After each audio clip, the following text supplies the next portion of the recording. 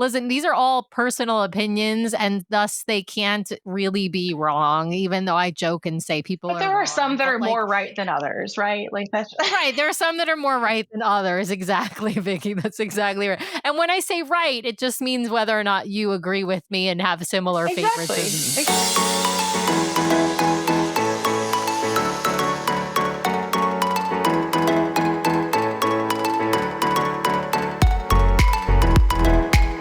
Welcome back, everybody, to this week's episode of the DCL Duo podcast, brought to you by My Path Unwinding Travel. And Sam, the review time jingle, go for it. Simply the best, better than all the rest. There you go. There you go. It's always live, by the way. I should just record a little snippet of that.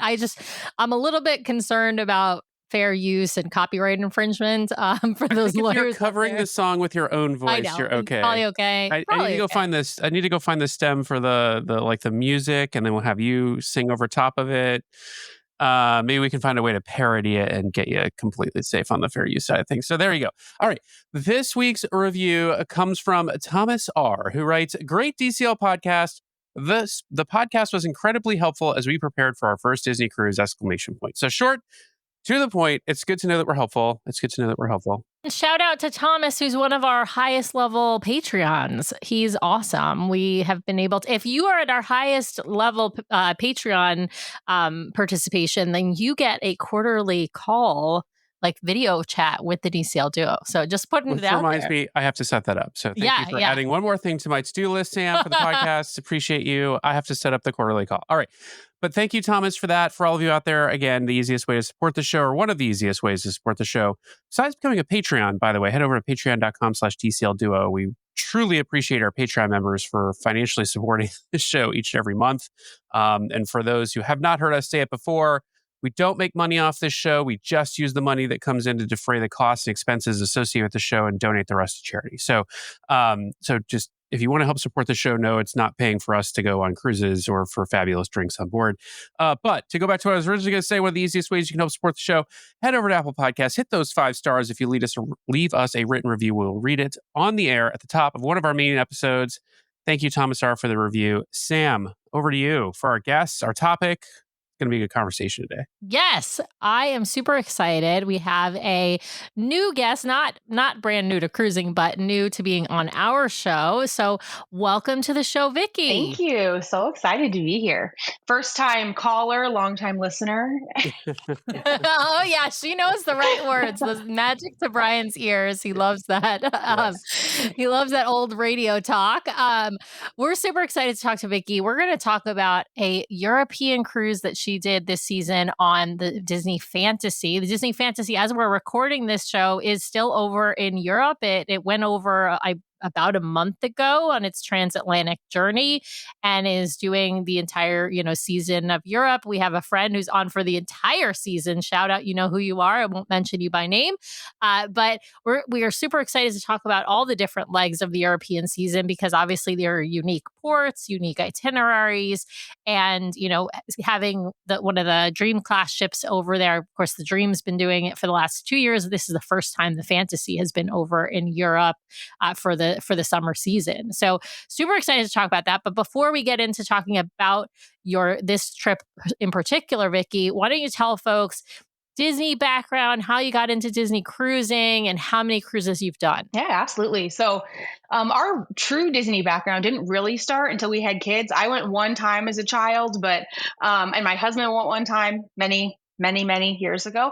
But we did the obligatory let's take our kids to Disney World thing in 2019, I guess, a year before COVID. I actually got a wild hair to run a Run Disney race. So I did the wine and dine. And then we did the parks at that time. So they absolutely fell in love. We've always been big Disney movie people. And so we went once and then we were hooked on the park. So we've since been back to Disney World once, did Disneyland. And then as part of this trip, went to Disneyland Paris, so lots of park stuff.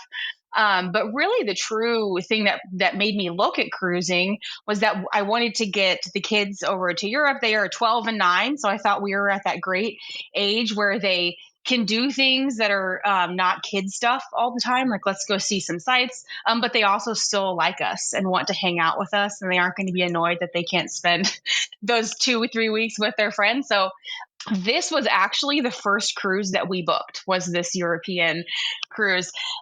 So we booked it on opening, like as soon as the itineraries dropped, we booked it. And then we realized, my husband and I, that, hey, we've not actually cruised before. Do you think maybe we should try this once, twice before we fly across the Atlantic to get on a cruise ship? So then we booked a just him and I 3-night on the Magic.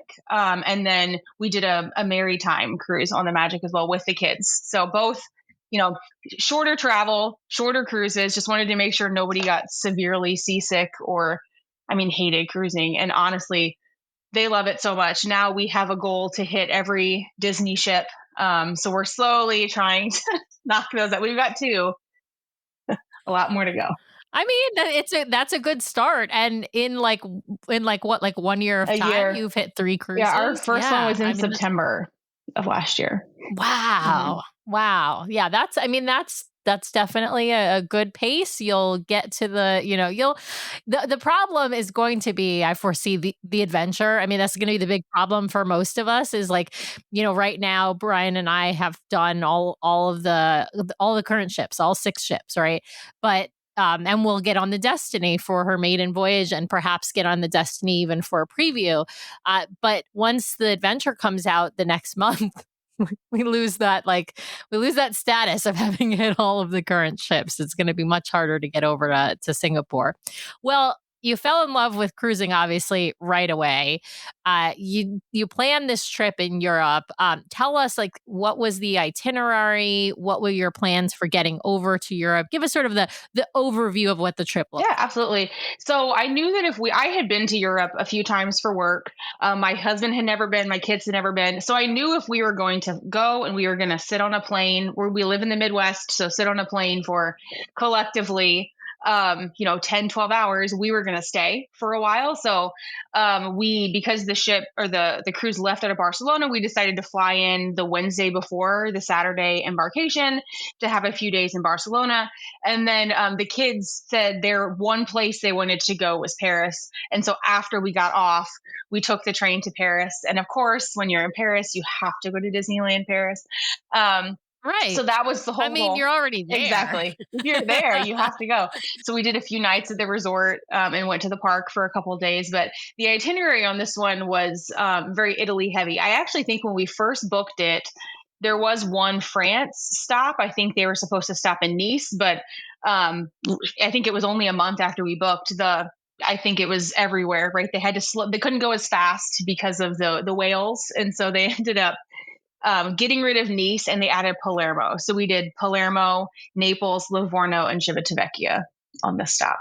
Oh, nice. That's a great, like you said, Italy heavy itinerary. Last season and this season, they've had these issues with the whales. They just, in order to not disturb their habitat and get attacked by the whales, because apparently whales have been kind of for the last couple of years, attacking boats. I'm not sure if if they could churro waffles. That's exactly. Don't we all? Come on. Yeah.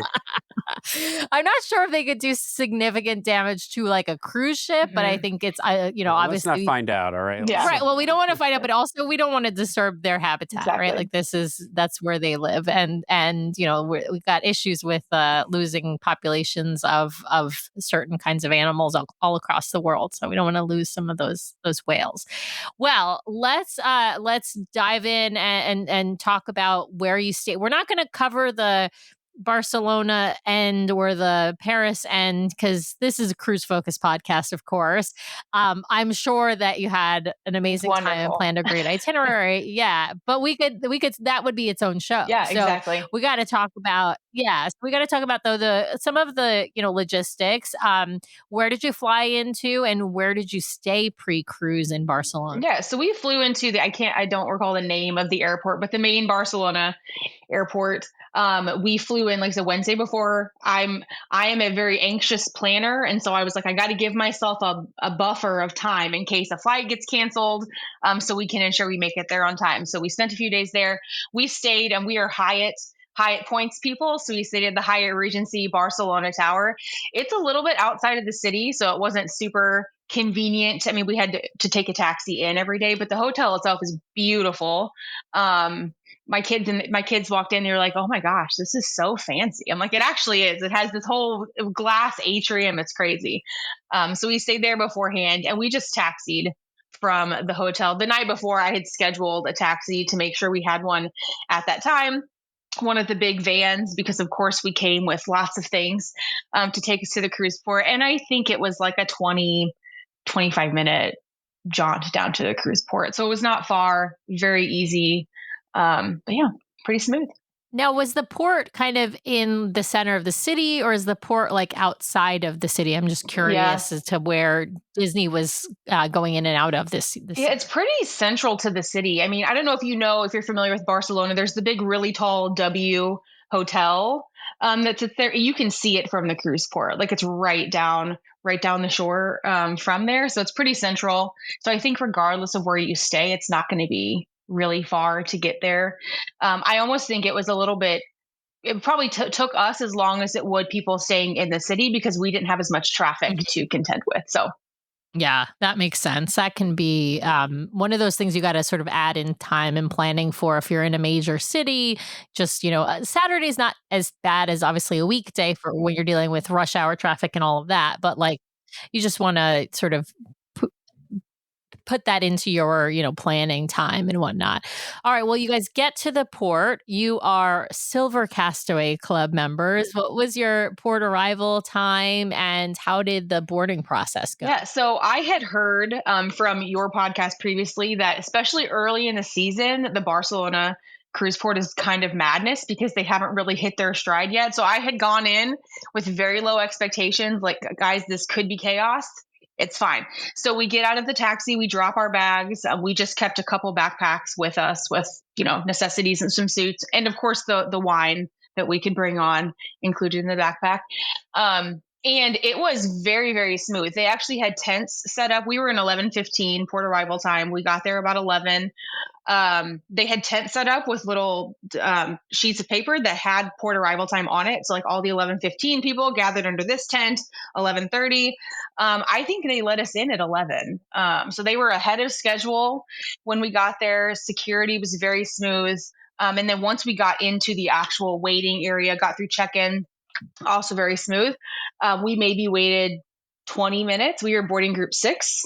So we were on by, easily 11:45, if not 11:30. It was very, very fast.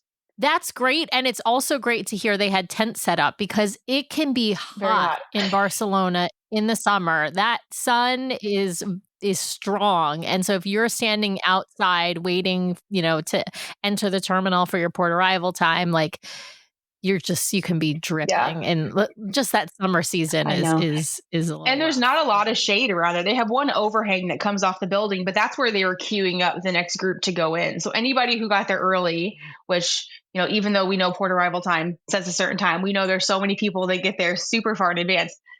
They were just going to be forced to sit out in the sun if they didn't have the tents there. So it was really nice. I was happy about that. Yeah. Now, tell me, were your kids already out of school or did you pull them out of school early? So they were out. We are the best thing that I say about living in the Midwest. We get out of school really early. So their last day of school was May 16th. They got out the Friday before we left on the 20th. They got out the Friday before. So the end of May is typically our vacation time because so many other schools are not out yet. It's not nearly as busy. The weather is a lot nicer. We're not having to deal with mid-July heat. And especially on DCL, the pricing is far better. I think they're doing the same itinerary in July, and it was like a $4,000 difference between the two. Oh, yeah. I feel like, it's the same as with Europe and with Alaska, right? Because those are sort of the main cruises for the summer. Like if you can sail in May or you can sail in like late August or even September. Of course, most people obviously with kids can't do September, isn't going to work. But if you can sail in May or late August, depending upon, like for us, we end super late. Like we're still in school right now. It's June 14th. Kiddo's still in school for like another week and a half. So, yeah, but so for us, the late August is the thing that can work. But yeah, that's amazing. The prices are significantly different. All right, well let's talk about boarding the Disney Fantasy. You guys had been on the Magic. Obviously, the atrium setup is the same, but it's bigger on the Fantasy. I'm imagining you guys are boarding on deck 4, boarding into the atrium. Tell us what was that like seeing the Fantasy for the first time and having your family name announced? Yeah, it was amazing. I mean, the Fantasy is a beautiful ship. I've heard from so many people. It's been the favorite, probably pre-Treasure, and it met all of our expectations. It was amazing. It was beautiful. I loved how much bigger the atrium was. We, like I said, had done some Magic cruises, the Maritime on the Magic, and trying to cram everyone into that little atrium for the tree lightings and things was just overwhelming. And I'm not even like a claustrophobic kind of person. And even still, I was like, this is really small. So the Fantasy had a nice big atrium, which was great. And it was beautiful. The chandelier, I think, was my favorite. I love the chandelier on the Fantasy. I love the chandelier on I think that's probably my favorite chandelier as well. It's the sort of peacock design. It's like the Fantasy is Art Deco style versus the Dream is Art Nouveau, and it's just lovely. It's just a really beautiful ship. Yeah, and she's so classic. Yeah.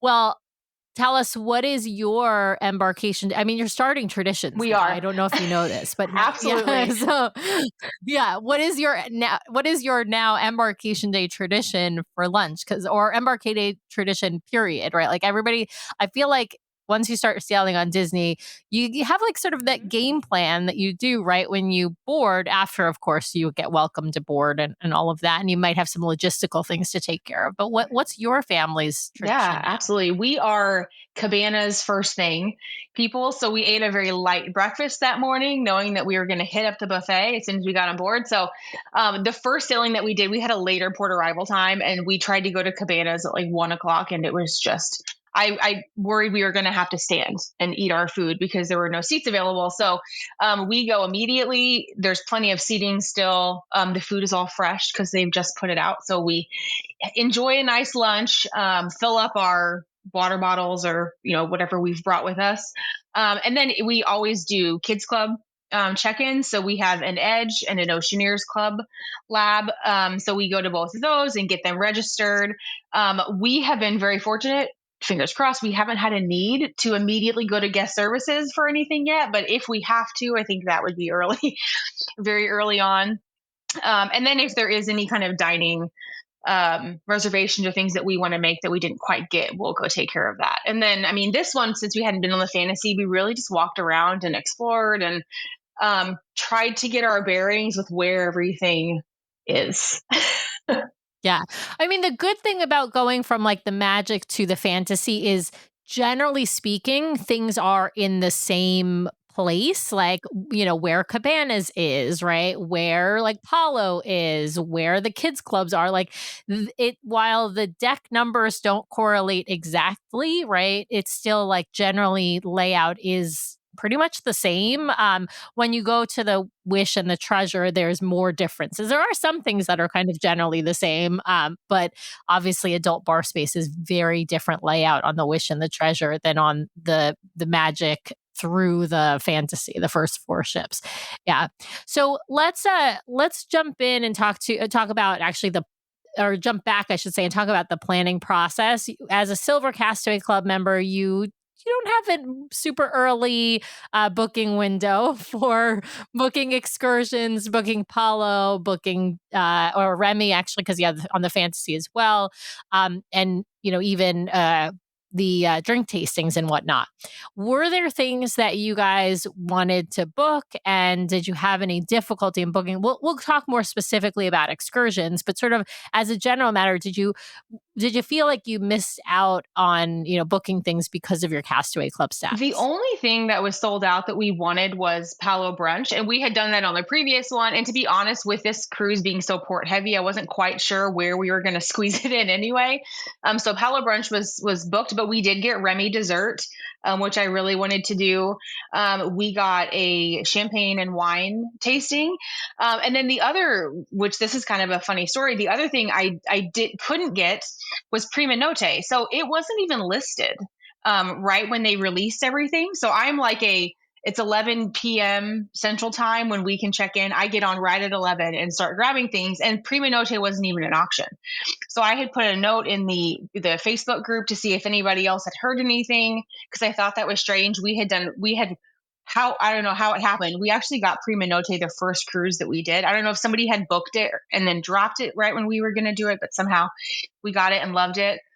So I did notice probably 2 months out, it randomly popped up.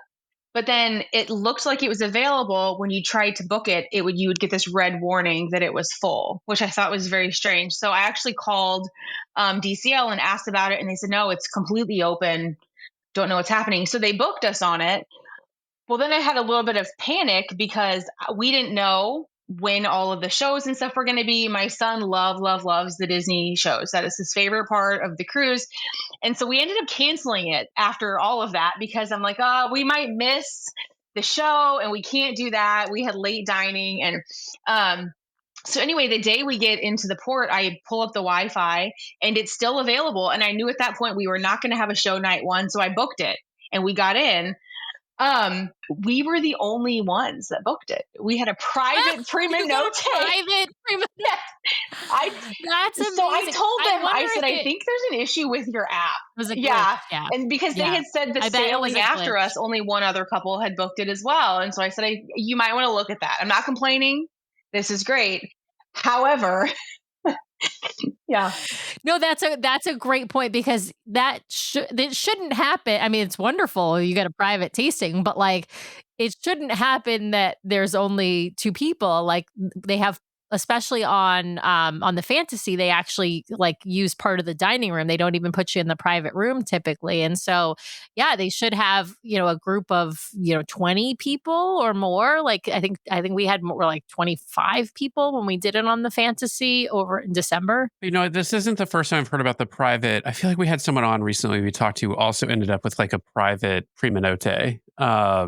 So yeah, I do wonder if there's something on the tech side that's like causing some issues for them. Yeah. Or it's probably that. I also wondered if people don't know, like there were so many Europeans on the cruise, right? Who don't get the chance to sail as frequently as we do here in the US. And so I kind of questioned that too. Maybe they don't know what it is. Yes. Well, and I think that is one of the things that is beneficial about sailing in the European season, is that like if you're like a hardcore Disney cruiser and you know what's available, like you might actually, even as a lower Castaway Club status, be able to get things because people don't know what they are, like Palo and Remy. And a lot of those folks don't even know about the onboard booking window because they're not listening to our show. Exactly. So listen to our show, people. I learned everything I know from you guys. So this is how I knew when to do all of this. Nice. Well, it's and dangerous. It's dangerous. Yeah. Well, a lot of people don't even know about the Facebook groups. Like if you are listening and you've never been on a Disney cruise and you're listening to our show for the very first time, pretty much every sailing for Disney Cruise Line, it's not started by Disney, but like somebody who is sailing on your sailing is going to start a Facebook group. And it's a great resource for asking questions or finding out what's available even before your onboard booking window opens. And a lot of the time the admins will post like information about different experiences, information about onboard booking, meaning our onboard booking, for those who who haven't listened to our show, is when you can book onboard activities, and it is different depending upon your Castaway Club status or if you're sailing concierge. So earliest booking for those activities is concierge sailors. Right after that is Pearl, then Platinum, then Gold, then Silver, then first time cruisers. And so it is, it is sort of spread out over time, and it's midnight Eastern, or for Vicky, 11 p.m. Central. For us on the West Coast, 9 p.m. Pacific. It's really great. We never have to stay up late. I'm in bed by 10 o'clock. Same. It's I have to set an alarm to re-wake myself at 11 o'clock to get on and book everything. Yeah. Oh yeah. For us though, the like parks dining is where it's the opposite problem. We have to be up at 3 in the morning for the 6 a.m. East Coast dining drop. So parks dining is a nightmare for us, but cruise line onboard booking or check-in is a dream. So all right, well let's jump to talking about these amazing European ports. And then, of course, we'll kind of jump back onto the ship to talk about some of your onboard experiences. But of course, in Europe, the ports are the star. And I know that that's, occasionally why people decide to book outside of Disney Cruise Line. Even loyal Disney cruisers will sometimes book outside of Disney Cruise Line because it's such a port heavy itinerary. But let's talk about what you guys did. Let's start with your first port of call. What was It your was first port of call? Palermo, the first stop. Oh, nice. And what did you guys book, if anything? And did you use Disney or did you book outside? And what'd you end up doing? So this was the one port we did not book anything. So we had looked Palermo. When the ship pulls up, you are in Palermo. So we felt pretty confident that we could research on our own and just kind of walk around, explore the city. So that's what we did. We kind of went and saw all of the sites. We had a lunch reservation made. So we knew at 1:00 we had to be at this sandwich place. Best sandwich. Oh my gosh. Even, I don't know how, like somehow I'm like, how do you make a sandwich that good? It was called like, what kind of sandwiches? Oh, it was like a really good, almost like a focaccia bread. And I think I had one that had was a buffalo mozzarella and some prosciutto, and they had some honey and pistachios. I don't know, the most random array of things, but man, I think about that sandwich still. It was so good. I have dreams about Italian sandwiches myself. There's a place here in Seattle called Salumi that is like, and only in the summer they have this sandwich that is goat cheese, prosciutto, and fig jam. And I literally dream about that sandwich, and they only offer it like for a short time every summer and then it's gone. But they also do like these like Italian salamis and things like that. And it's very like, it sounds like kind of what you would get. Of course, it's not, you're not in Italy eating a sandwich, you're in Seattle eating a sandwich. So it's not the same atmosphere, but I have dreams about those sandwiches. So I know exactly what you're talking about. Well, what else did you guys get up to when you were walking around? Yeah, I mean, really, we just kind of saw the sights. We did a little bit of shopping. We got some more wine to bring back on board because we're in Italy. Like I think you could go to a random supermarket and they had like €5 and €6 bottles of wine that were just amazing. And they're good, very right? good. Very good wine. So we bought some wine. Yeah, I mean, we literally just walked around. There's a big fountain in Palermo that everyone likes to go to. Of course, it was under construction, so they had like scaffolding and stuff up around it, which was fine. There's one corner or one like intersection you can go to that has these 4 really neat buildings around it. So we went and saw that. We stopped and had in a cafe and had some pastries and coffee, and we just kind of lazed around that first day because we knew the next 3 were going to be very busy. But yeah, we loved it. It was great. It was a beautiful city. I'm going to take a guess and say, was there gelato involved? Oh, absolutely. On this trip? So much gelato. And cannolis. You can't have enough pistachio cannolis when you're, especially in the south of Italy. So yes, lots of dessert. Lots of dessert. Cannolis. Oh my goodness. Love pistachio in general. Oh, yes, delicious. same. Yeah. Yeah, lots of gelato, but it was great. Awesome. I mean, I think we were back on the ship that day by probably 2 or 3 o'clock. My daughter really wanted to hit up the aqueduct, and we didn't have a chance to do that the first sea day because we had a sea day in between. And so we went that day, rode it several times. I think it was like a 15 or 20 minute wait. So it was very short. So we did some swimming and then got ready. That was the night of our first show as well. Oh, wait. No, not a show that night. We had a show the night before. So we did not have anything that night. Just swimming and dinner. Swimming and dinner. Sounds like a perfect evening on the Disney Fantasy. Yeah. Well, let's jump to your next port of call, because I know that these next 3, as you mentioned, were kind of intensive, longer port days and lots of, running around sightseeing and whatnot. What was your next port? Yeah, so the next one was Naples. And we opted to book a excursion through Disney. So we did the NP31. It was the Pompeii half-day excursion. So I think we met in the Walt Disney Theater around 8:15 that morning. They loaded us onto a bus and we drove to Pompeii. It was probably 30 minutes or so, so not super far from the port, which was great. And we did just a guided walking tour. It was a couple hours, so it was a pretty long.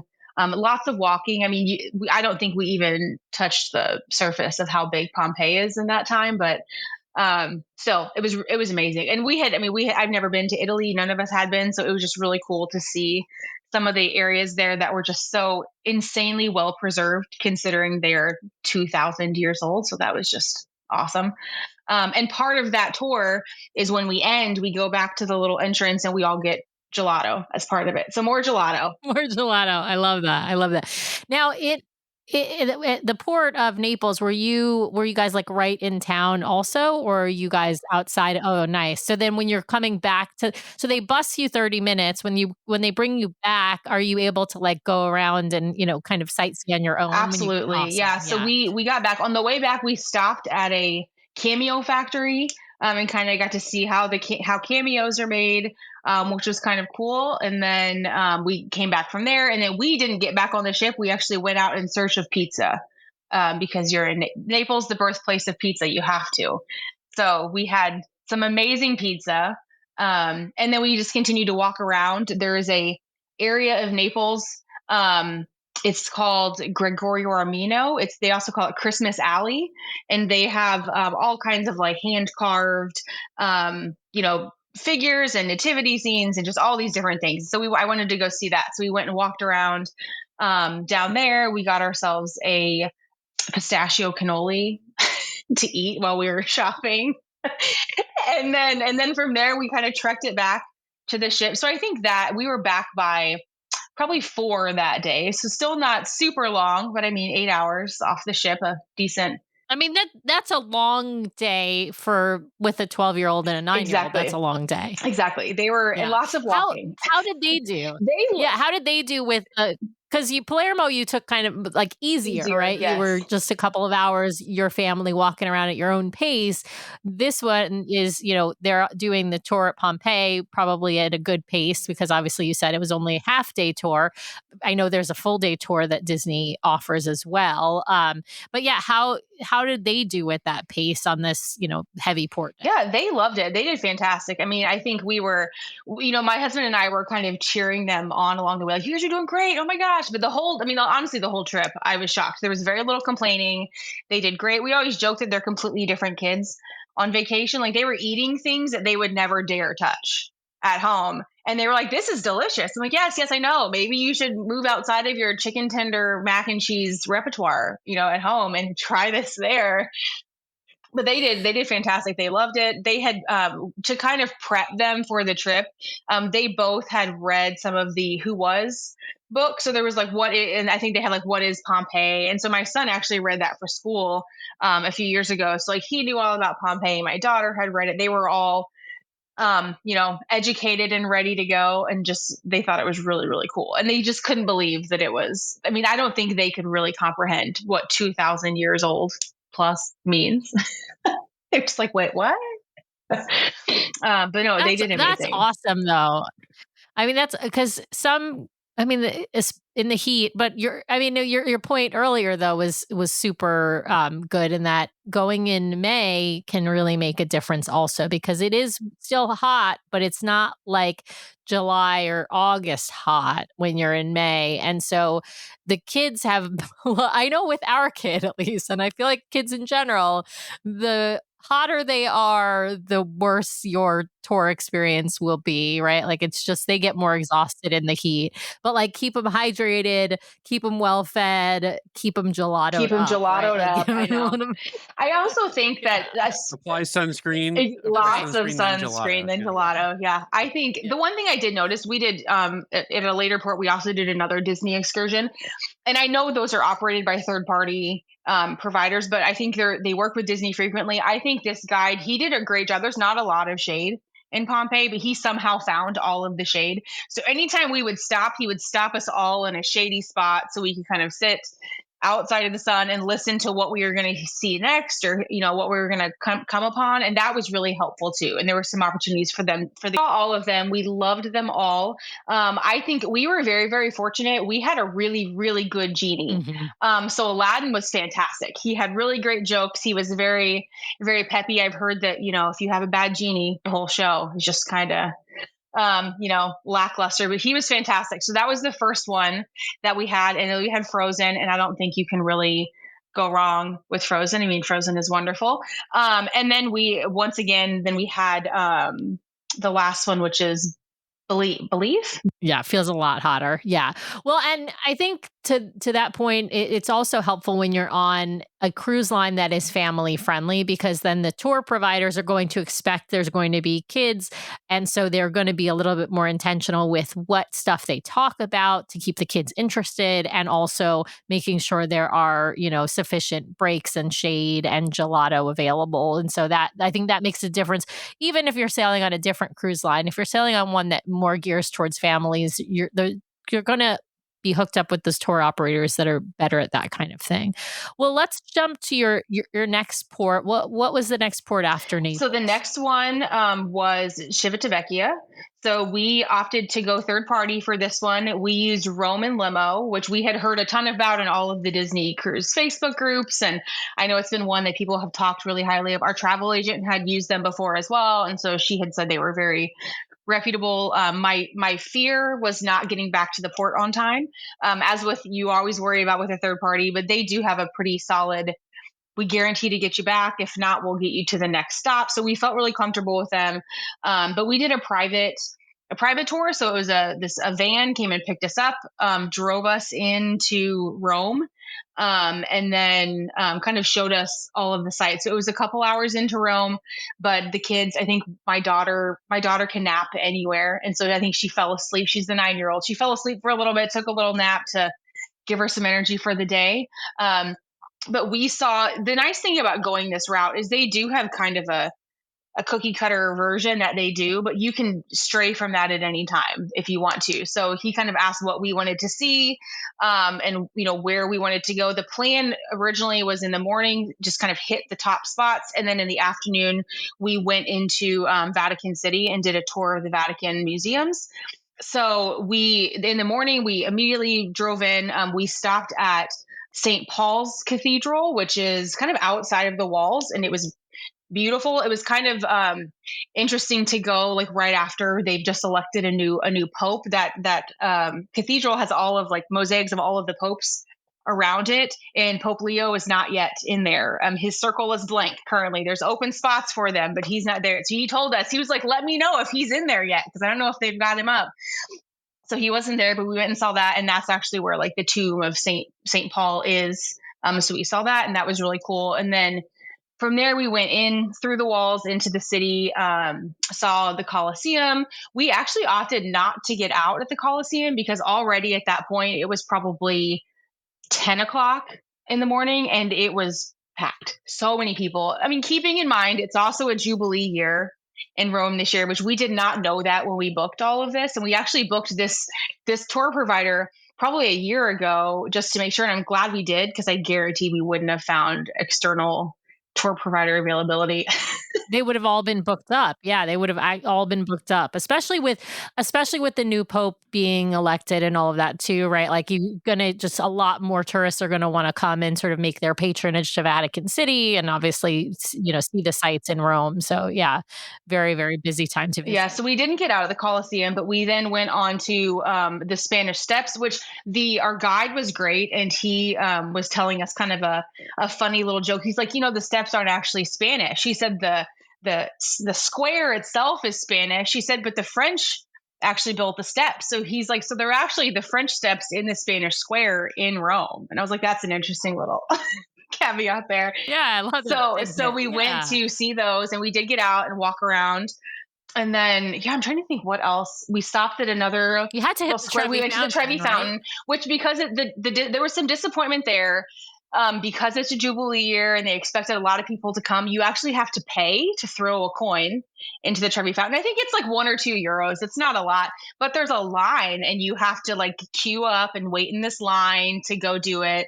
And I was like, I don't know that we care enough to, like, we only have 8 hours here. I don't know if we care enough to wait in line to throw in a coin. So later on, actually on the way to the Vatican, he stopped at this other fountain that overlooks the city. And he was like, you can throw a coin in here. It's going to do the same thing. so we all threw our coins in there, and it was great. And it had a beautiful view because it was a little higher up. You could see all of Rome, so it was amazing. But yeah, so we did see Trevi Fountain, and then we stopped at a little square. We got out and kind of walked around, and it was beautiful, just that city in general. And he did a great job of explaining all of the sites that we were seeing. But one thing that was really important. Now, did he? Go ahead. I was going to ask, did he do your tour in the Vatican? He did not. Or was that? Okay, so we had to use a Vatican tour guide essentially when in the Vatican. Yeah, and they offer that up in the package. They say, do you want to pay for a Vatican tour guide? It's this much. So we opted to pay for a guide. We knew we weren't going to have, once again, just a few hours there. I'm not going to really know what I'm looking at if I'm just walking through. And so it was great. I would highly recommend adding on the tour guide for the Vatican. Yeah. The other part I want to make sure people know is if you're doing a tour that includes or says you're going to the Vatican, make sure it actually includes the tickets to go inside the Vatican, because those can actually book up and be sold out and things like that. So you have to make sure that like either you're buying it or your tour provider is buying it. But you don't want to just be like, oh, I'm just going into St. Peter's Square and I'm not going in when you think that you're going in. And the lines can get super duper long if you can even get in day of. So just something to sort of note if you're booking a tour, make sure you understand exactly what it includes and what it doesn't include. Yeah, we did. They were very clear when we booked that we would have to buy our own. And they did offer, they said, if you don't feel comfortable or you don't feel like taking the risk, we can put you in touch with somebody who procures Vatican museum tickets. It was obviously going to be an upcharge for that. But I was like, nope, I got it. I'll get it on my own. So we bought our own tickets. Even still, though, like with having tickets, and typically if you have a tour guide, you do get kind of a special line. We probably waited outside 20 minutes, which isn't super long, but still to get in. There were a lot of people. Busy day of touring there in Rome. I imagine you had to get some more pistachio cannolis and some gelato on the way. Our big thing, we did have gelato when we were leaving Vatican City, but the one thing that we did tell him we wanted to do is we wanted to have carbonara in Rome, right? You got to have pizza in Naples, carbonara in Rome. So he made sure we had enough time to actually do a sit down lunch and brought us to his favorite little local restaurant. It was actually outside of the walls and kind of on the way, but it was amazing. The food was just delicious. Once again, my kids are chowing down on, cacio e pepe and carbonara and all these things. And I was like, great, I'm glad that you're loving it. And they won't ever eat that at home. I'll have to try to recreate it and see if they'll even I mean, not that mine would be anywhere near the quality of what they're getting in Rome, but yeah, it was great. Everything was delicious. So we had a nice sit down lunch with pasta and wine, and then got on back in the van, and he took us to Vatican City where we met our tour guide. Did you have time after hitting up Vatican City to walk around at all or hit any other sites, or were you at that point you had to head back to the ship? We had to head back. So at that point it was probably, I think it was 3:00. The all aboard time wasn't until 5, or it wasn't until 7. But he was like, the goal is to get you guys back by 5, just to make sure we've got a little window. So you have wiggle room. Exactly. Absolutely. Just in case there's something happens, there's traffic, whatever, you always want to have a lot of buffer in there because you have like a 2-hour drive right back to the ship. Exactly. And honestly, we didn't hit any traffic until we got back into Civitavecchia. They had a big naval celebration or something happening. So around the port, the traffic was terrible. So it took us, we got back in, it probably took us 45 minutes for in Civitavecchia to get back to the ship. So we got back on the ship. It was probably 5:15 or so. Just enough time. My daughter was really excited to go see the new Lilo and Stitch in the theater that night. Yeah, that's a great thing to do before dinner. I assume, I didn't ask you this, but I'm assuming based on what you just said that you had late dinner. We did have late dinner, yes. Okay. So your goal was to get back certainly in time for dinner, and maybe if you had time to see a show or do an activity before heading to dinner. Nice. Okay, well, we have one more port to talk about. Is that right? Yes, we did. All right, Livorno was the next one. Oh, nice. And so we opted to do a full day in Florence versus going to Pisa. And it was funny because our tour guide in Rome had said, he was like, well, where are you going tomorrow? And I said, well, we're going to Livorno. He's like, don't go to Pisa. And I was really, he's like, it's just a tower. Like, just don't do it. It's not worth it. And I was like, oh, okay, well, we don't have it booked anyway. So we did another excursion through the cruise line. It was LV04, Discovering Florence. And the one that really drew me to this one was that it was when we got there in the morning, it was a guided, like, hour and a half walking tour. So we had somebody once again kind of show us all of the main spots, explain what we were seeing, which was great. And then we had 3 hours of free time in the afternoon after that we could kind of go have lunch, explore on our own. And so I did really enjoy that. I think Florence, my husband and I have already said that we absolutely want to go back to Florence and spend more time. A day is not nearly enough, but it was nice to have some free time set aside that we could walk around, have a nice sit down lunch and not feel rushed. And then just kind of go back to some of the spots we maybe walked really quickly by whenever we were doing the tour. But that one was the same way. I think the tour operator did great with the kids, and there was plenty of opportunities for them to sit or be in the shade. Of course, we started as soon as we got there. We had a little bit of he let everybody have some time to go to the bathroom. Conveniently, one of the restrooms that was free was in a gelato shop. So we had some gelato to start the day. I mean, at that point, it was probably 10 o'clock in the morning, but still. Some 10 a.m. gelato, and then we got on our way. If you can have a breakfast burrito or breakfast pizza. You can have breakfast or a churro waffle. Let's be honest, like. Right, that's a dessert for breakfast. Exactly, it's not really any different. Yes. I mean, just, it's milk. Like, hey, gelato purveyors out there, just make a little gelato, throw in some granola, maybe some fruit, a little banana, something like that. Yeah, there you go. I know. And I think, I think I had a coffee gelato in my defense. So that it really, really is a breakfast gelato.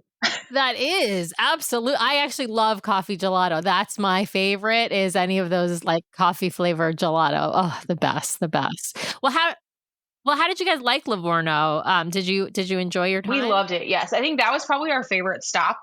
And the city itself is beautiful. And I mean, I will say Livorno, there's not a lot in Livorno. So if you're planning on going and just getting off and walking around the city, not a lot there. I think Pisa is a lot closer. So if the idea of being on a bus for an hour and a half to 2 hours is not your thing, Pisa is a little bit closer, but for us, it actually worked out. So both in Rome and in Livorno, when we had these really long drives back, like both of the kids fell asleep.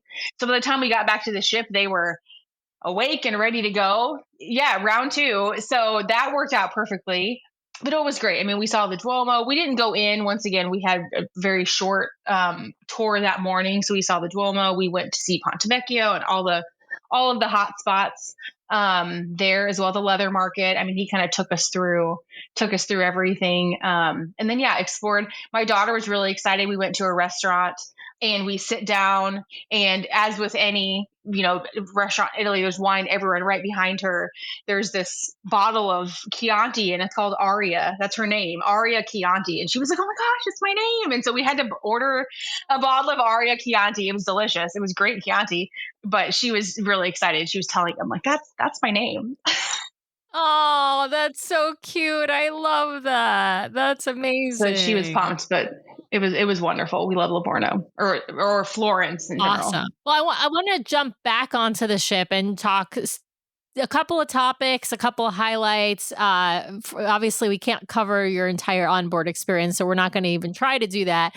But this was your first time on the Fantasy, and so I've got to ask you about the shows, because you have different shows on this ship than you have 3 different shows from what you have on the Magic. So did you go see all the shows? You mentioned your 12-year-old, your son is into the shows. What'd you guys all think? Yeah, we saw Believe. Yes. Yeah. And once again, the father, really good the daughter. genie. And so the genie kind of helps. Yeah. So, I mean, we loved the shows. We thought they were great.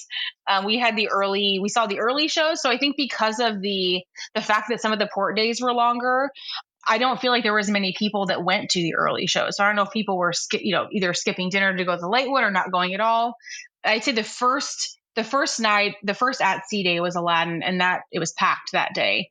But then Frozen was on the same night that we were in Naples. So I think a lot of people probably weren't back yet. Yeah. And then the last one was the last sea day. So they were great. Are you listening to our show because you want to make the most out of your next vacation? Great news, the fabulous team over at My Path Unwinding Travel can help guide you so you don't miss a thing. Their team of professional travel advisors are caring, knowledgeable, and experienced. It's why we use them to book our own travel. My Path Unwinding Travel is an authorized Disney vacation planner, which means they are recognized by Disney for their expertise and service. They have sailed on all the Disney ships, including in concierge, visited the theme parks, adventured with Disney, relaxed at Aulani, and so much more. Whether it's a Disney cruise, a theme park vacation, or Adventures by Disney, or if you are looking to expand beyond the mouse, My Path Unwinding Travel will elevate your next vacation planning experience. Even if you have already booked, reach out for a complimentary consultation to make your vacation even more magical. Ready to talk to the experts? Head over to mypathunwinding.com/DCL Duo or email dclduo@mypathunwinding.com so they know we sent you their way. Thanks, My Path Unwinding, for sponsoring today's show. Now back to the episode. I'm curious about, so you had late dining. I'm actually imagining on this sailing that late dining would have been like quite full. I don't know if you had any sort of, I say that because one, Europeans tend to eat dinner later than Americans in general. And so you got more Europeans on the sailing. You're going to have more people who are selecting late dining, and also less people with young kids on the cruise because of just the timing. And long port days. I'm curious, was your dining did it seem full? And I guess I didn't even ask, how full was the ship as well? The ship was very full. I don't think there were a lot of, I never heard exactly how many people were on board, but it was full. On the sea days, you could really feel it. There were up on the pool deck, there was not a chair to be had. So we had to be the ones standing in the corner, just staring at people, waiting for someone to get up and swoop in and grab a chair. So it was, I feel like it was very full. The late dining was very full. And it was funny because the first two cruises that we did, I feel like in the Facebook groups you hear, hey, I got late dining. How do I move up to early? It was the opposite in this one. It's like, we got early dining. How do we move to late? It's full. I don't know how we're going to, we have these ports, all these long ports. I don't know how we're going to make dinner. And so there were a lot of people kind of panicking about not being back in time for dinner. And now that being said, there was a few of the nights because we had late dining, we were up on the pool deck at 5 or 6 o'clock, and the lines for the pool deck food were very, very long. So I think a lot of people opted out of their early sit down dining and they just got food on the pool deck because it was, I felt like the lines there were a lot longer than what I had seen on our previous two cruises. Oh, interesting. Yeah. Well, and I definitely think that for any of those summer sailings, like I've mentioned, Alaska and Europe, the late dining is actually going to be the dining that's the more difficult to get if you don't book early, right? And it's going to be perhaps more full than actually early dining because of those long port days in both places. And then because of just the cultural difference between Americans and Europeans on when we eat dinner, right? I mean, I don't like to eat dinner at 5:15 in general, but or 5:45, I guess. But it's too early for us particularly from the West Coast. That just, it's out of Florida, that's just too early for us. We struggle with that too. The first cruise that we did, my husband and I had late dining, and that was fine for the two of us. But the one that we did with the two kids, we had early dining, and none of us were hungry by early dining. You eat this giant breakfast, and then you don't eat lunch anyway until 1 or 2, and you stuff yourself full of chicken fingers on deck, and then it's dinner time, and you're like, well, I guess I'll order. I'm going to eat half of this because I'm not even hungry. So late dining in general, I prefer. I think that's probably what we'll stick to. The one thing that made it a little tough was that, knowing we had an early day the next day, most of these times, once it started to wind down, we were pretty okay, we gotta get out of here. We got to go to bed. We had a tour that day. And so I think we were all kind of running on fumes by the end of dinner. But from a food standpoint, I would definitely recommend the late dining because we were actually hungry and ate the food that they were putting in front of us versus picking at it because we were ordering because we were supposed to. Yeah, absolutely. Well, I want to ask about a couple more things, which are you did a drink tasting and you did the dessert tasting at Remy. So you did, I know you mentioned champagne and wine tastings, and then you did the dessert. That was your first time doing Remy because obviously it was the first time on a Dream Class ship.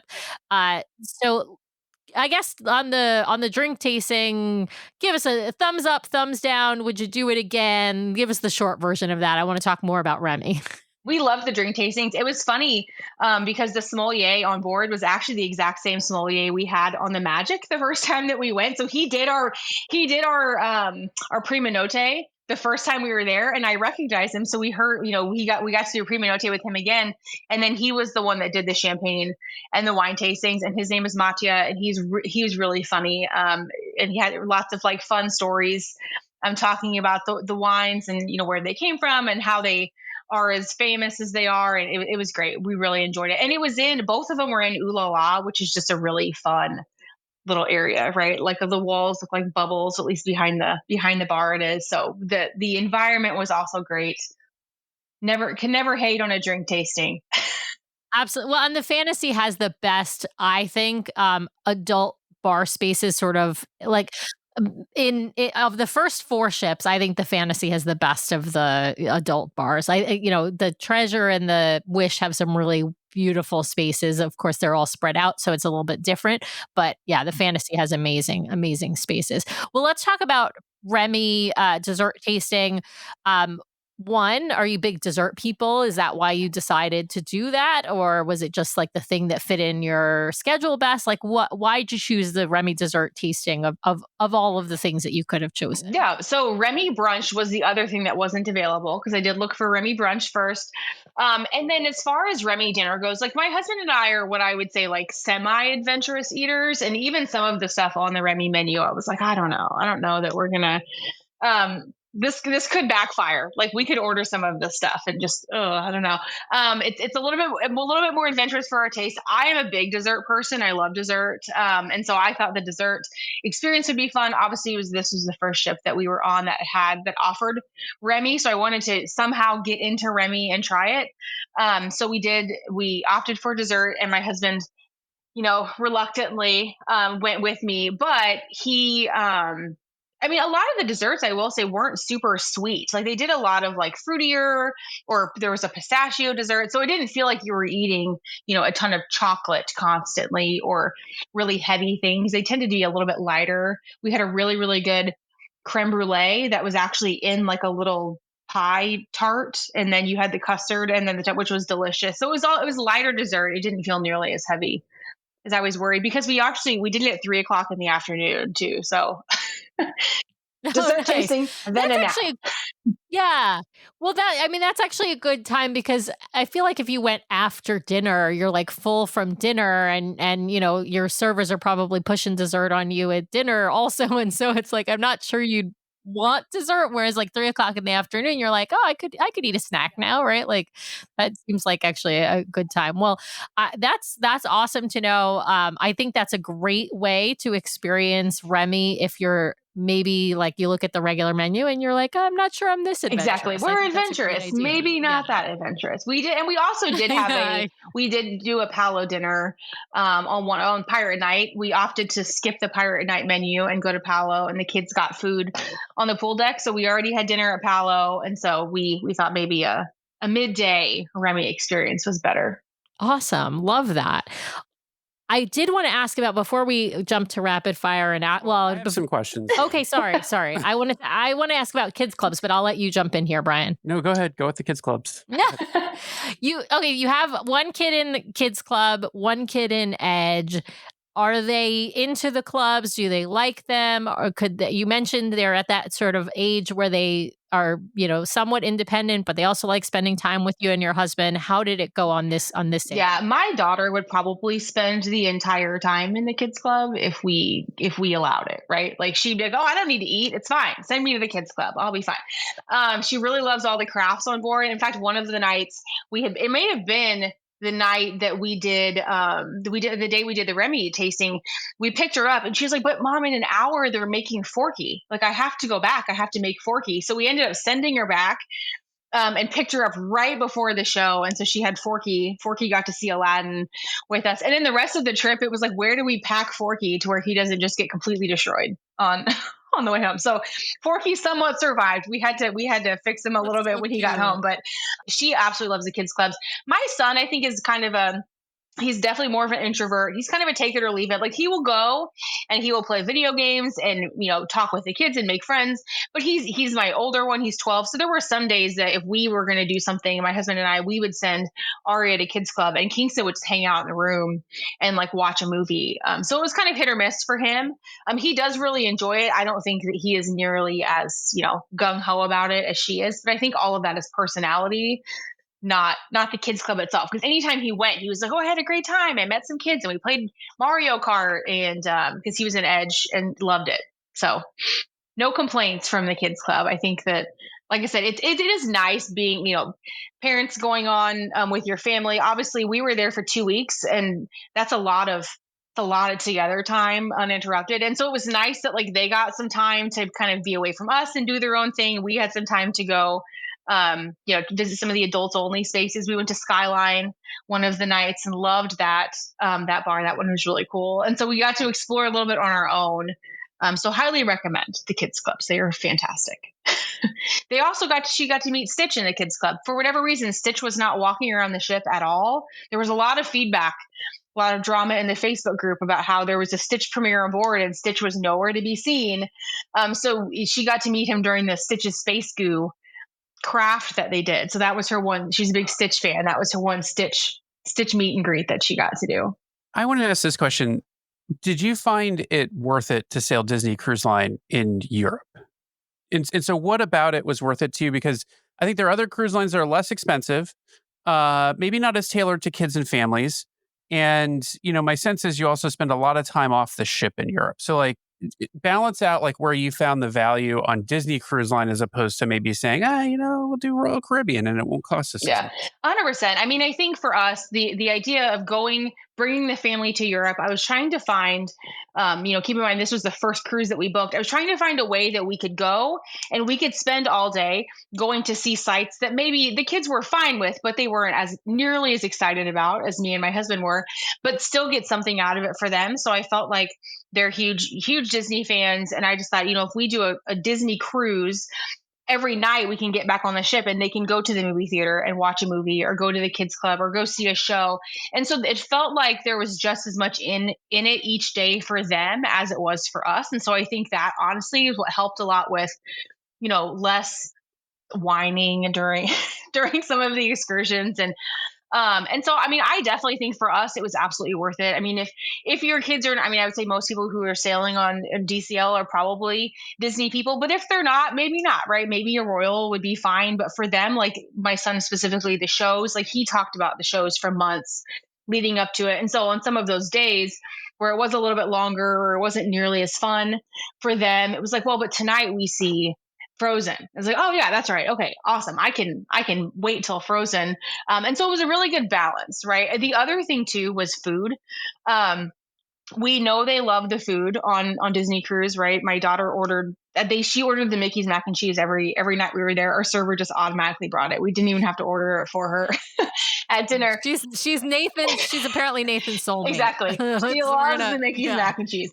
And so they, during the day, while they are more adventurous on vacation, I thought it was nice that they could come on and eat like a little bit more standard American fare than spending it eating strictly European food that maybe they're not quite as into. So for us, it seems like a really good balance.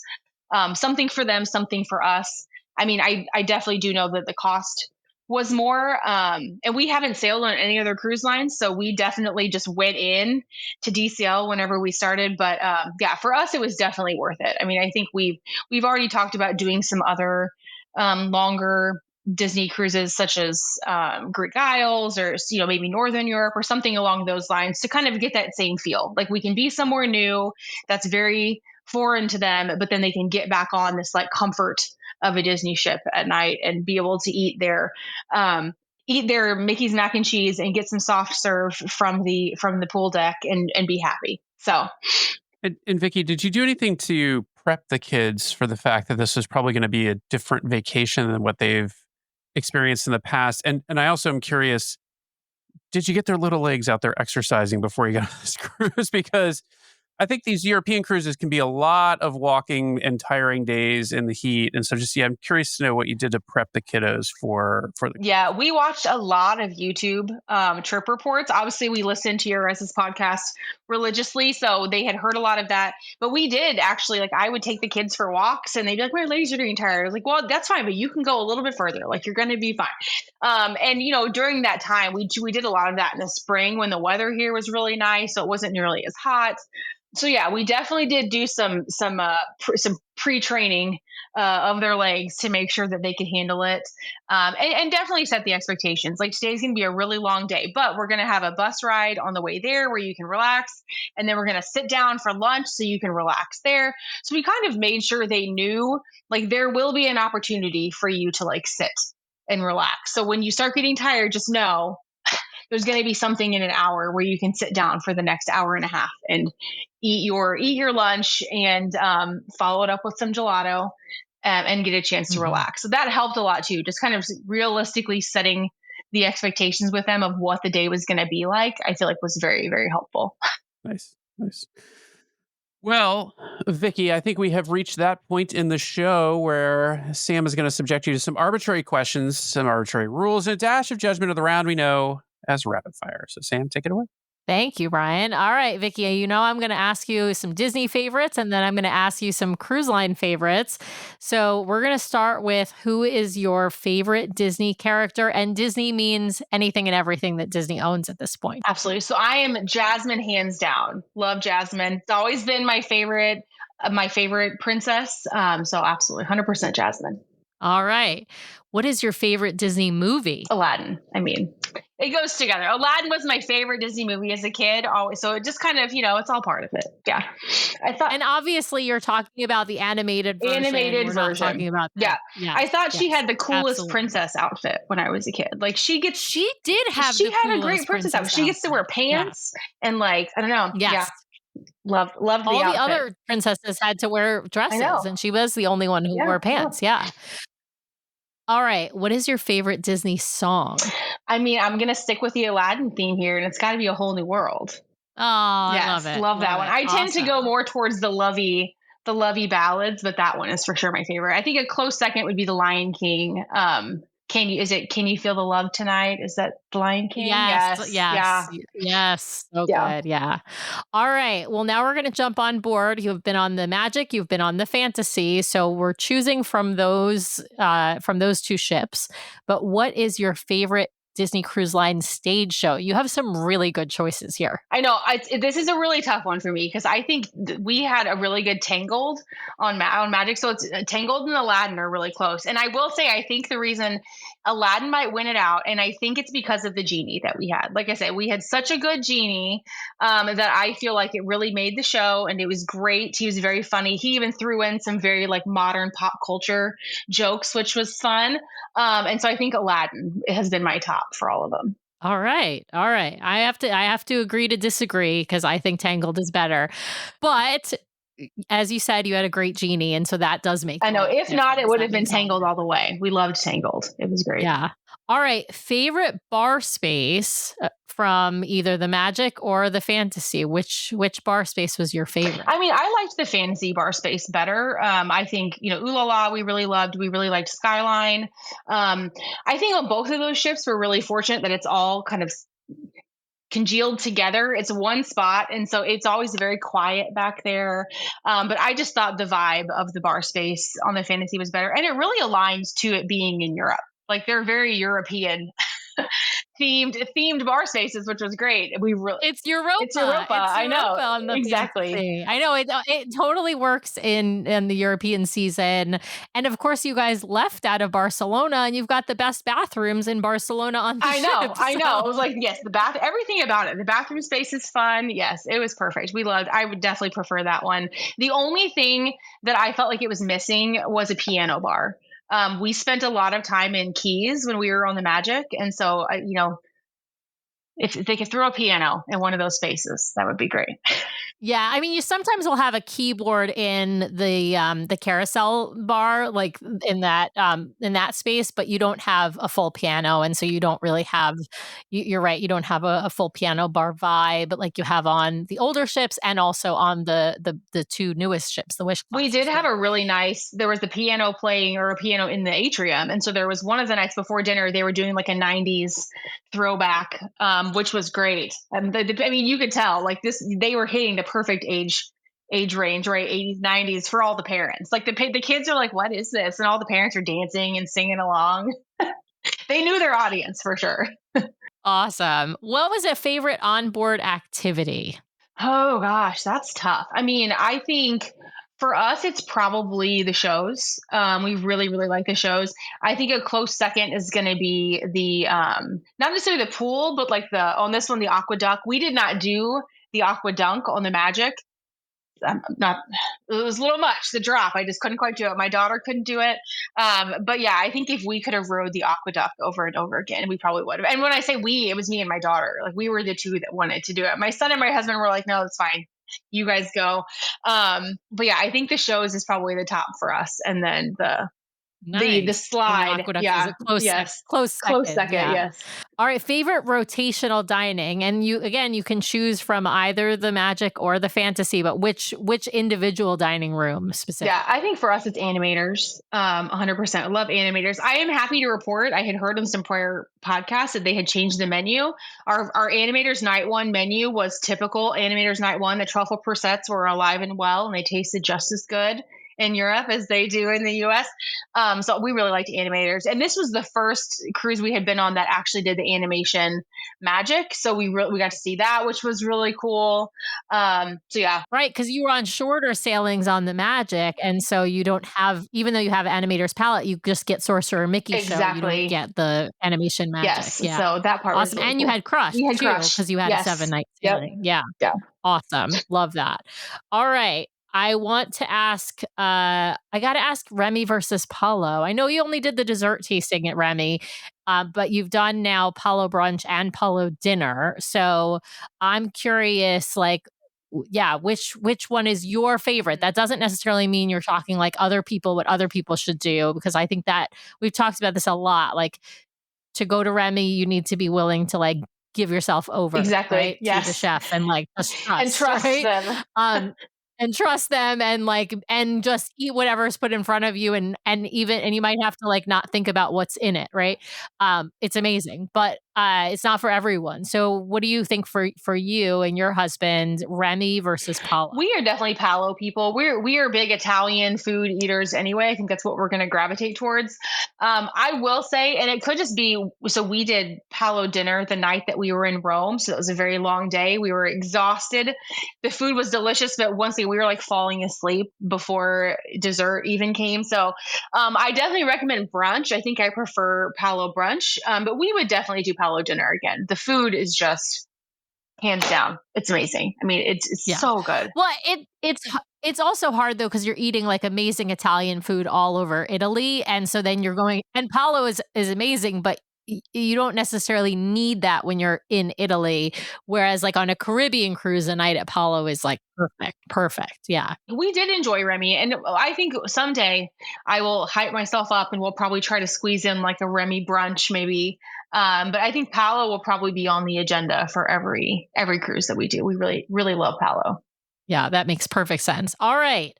Second to last question, but possibly the most important. If you have to pick your favorite ship, you can only choose between the Magic and the Fantasy, but which ship would you pick between those two? Hands down fantasy. We loved the Magic. The Magic was beautiful, but the fantasy I felt like was more our vibe. I liked the adult space better. The slide, right, at Aqueduct, won out over Aqueduct for us, and so the slide was better.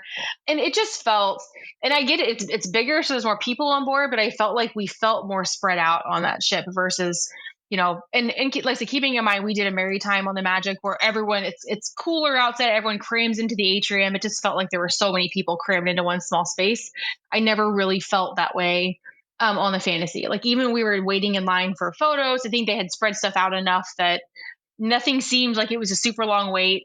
So definitely the fantasy, just the overall vibes. And I know that she's getting ready to go into dry dock at the end of the season, but she looked great. Like I didn't see any issues. They were every morning, they were constantly like touching things up and working on things.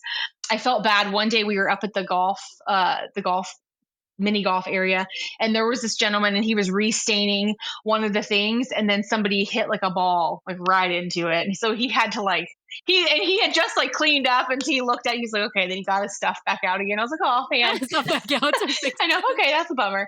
But it felt like it was in great shape. I mean, it felt very clean, very we didn't see any issues with like carpeting or bedding. Like everything was great. And I think part of it too, this was our longest cruise, so we had more time to be on this ship and really, get to know the ship itself and our our room steward and our servers and everything. And so I think just the overall vibe just felt better on this one, but we'll see. Maybe if we do a longer sailing again in the future, we'll maybe that will become our new favorite. But for now, it's the fantasy. Absolutely. That's a great answer. It totally makes sense. The longer the cruise, the better. Midship Detective Agencies on the fantasy, we did the not on Muppets the one, magic. which was great. The best. I know, it was The absolute amazing. best. Yes, we loved it. Yeah, love that. All right. Well, my last question of rapid fire, it's the question I ask everybody. What is your bucket list cruise? If you could go any place in the world on a Disney ship, even someplace that Disney Cruise Line doesn't currently go, or someplace they do currently go, where would you go, Vicky? So as I had mentioned earlier on, I think like we were trying to hit every ship, right? I'm kind of a completionist. So I would really love a like an Asia cruise that like gave you a chance to stop at the parks, or at least one of them. So do some park time while we're over there. Maybe hit the adventure or the new OLC one when it comes out. So I think that would be my bucket list. Hopefully they find a way to make that work at some point, but that would probably be the one that we would find a way to get on a plane over there. That was enough. Well, it's on its way. Exactly. That is something like that is on its way with the OLC ship that they announced over in Tokyo. Yeah. So I'm hoping you'll get that for Tokyo. I don't know if they'll ever make it into China. Yeah, I know. Yeah. At least part of it. I know. So I think that would be our bucket list one there. Awesome. Well, thank you for playing. You definitely passed. I'm gonna give you like a B++. And the only reason you get a B++ is it's not an A is because of Aladdin as your favorite show. It was the genie. But your reason was good, Yeah. right? But your reason was good, so I can't flunk you because of it's a good reason. But oh my God! If anyone comes on and flunks, like, oh, geez, Sam. Listen, I joke that people, nobody actually flunks. These are all personal opinions, and thus they can't really be wrong. Even though I joke and say people but are there wrong, are some that are more right than others, right? Like that's right. There are some that are more right than others. Exactly, Vicky. That's exactly right. And when I say right, it just means whether or not you agree with me and have similar favorites as me. Exactly. So that's people know that when they listen to this show, the judgment is done in jest. So I appreciate all of you who are willing to play my silly game. Appreciate you, Vicky, for being willing to play as well. I will tell you, folks, that for people who come on our show, I always actually ask pre-show, like, are you game for rapid fire? And occasionally we don't do rapid fire just because our show's gone too long, but occasionally it's because I can tell the person's maybe not comfortable with my level of judginess. So, but I always appreciate it when people are. Thank you.